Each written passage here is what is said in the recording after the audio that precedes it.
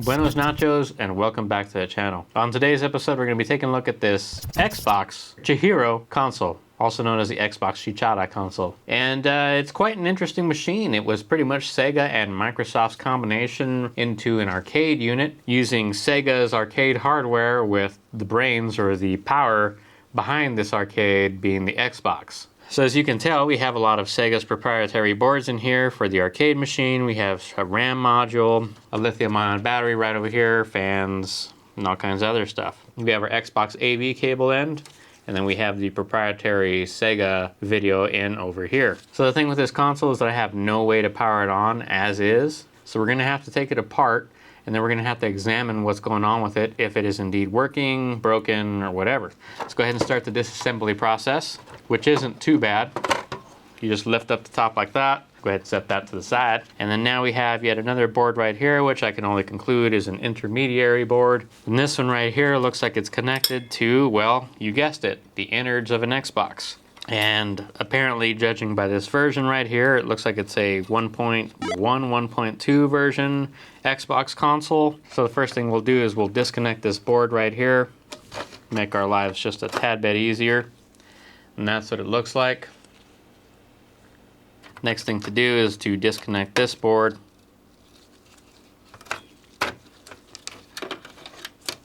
So as you can tell, the power hooked up to this board right here, and of course the IDE cable. It looks like our USBs and our front panel also hooks up to this board. So we're gonna need to disconnect those. And now we essentially have the Xbox revealed. This thing has a 128 MB RAM. Looks like this thing is already populated right here. And somebody has taken the liberty of removing the clock capacitor for us, so it doesn't look like there's any corrosion damage, best I can tell. Let's go ahead and take this apart even further and see if there are any modifications on the underside of the board.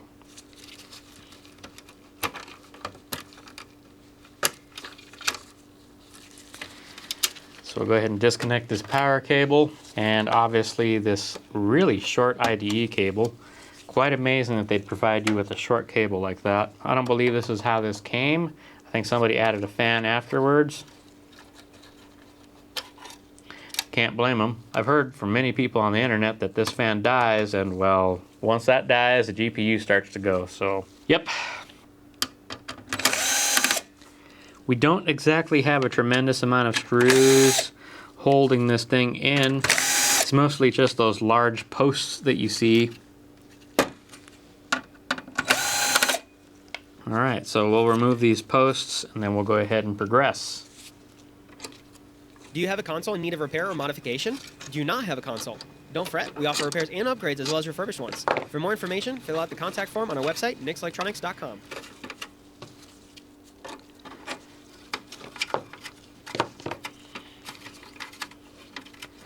In the interest of being able to put everything back together the way it was, we'll go ahead and mark where these long posts go.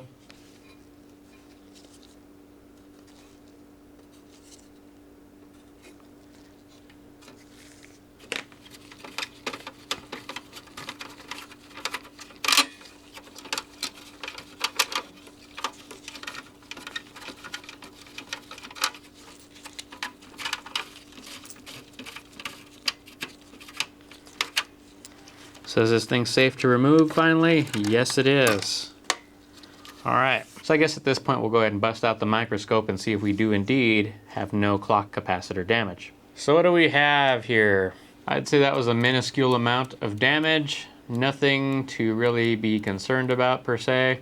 Now what about this bottom side of the board? So if you take a look at this area right here, it looks like the GPU area is mighty toasty. Well, let's go ahead and check and see if this thing is actually gone. So we're gonna use our multimeter to verify that there is not a short in this area. So amazingly enough, this GPU has a decent reading. Now, best I can tell, everything seems to check out with this console. Let's hook up a power supply to this Xbox and hook up the power button and see if we can get this thing to power on.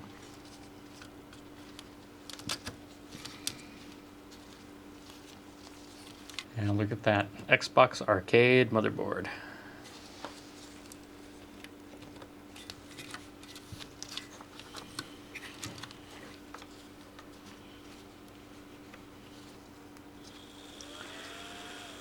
So this thing will power on if you press the eject button, but not the power button. And of course right now it looks like it's fragging. And you cannot turn it off with the power button and obviously the eject button. So I think the next thing to try is to put a mod chip over here and see if we can boot this thing with another operating system. So I'm assuming that means we have to set the DO point. Alright, so I tried a different power button setup, and it does look like the power button turns this console on, so I guess something was wrong with my other power button. This does, however, mean we still need to have this console try and boot into something else, because I'm assuming it was expecting to boot into Sega's operating system. So now we'll go ahead and set to boot from external by grounding the DO point.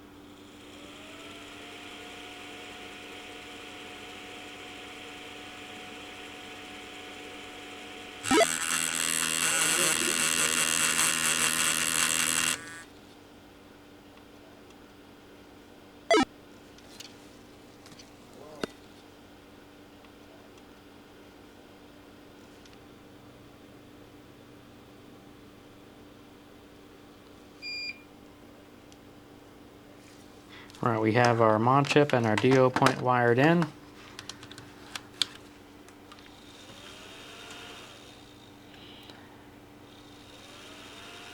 like the mod chip isn't even getting any power over here. I'm going to try one more mod chip, but I think that we may actually have a faulty GPU, even though the resistance showed up fine.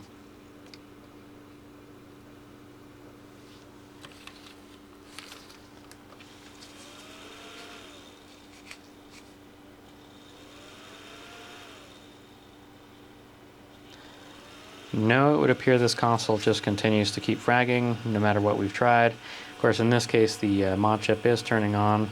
Well, no matter which chip I try, we can't seem to get this console to boot in.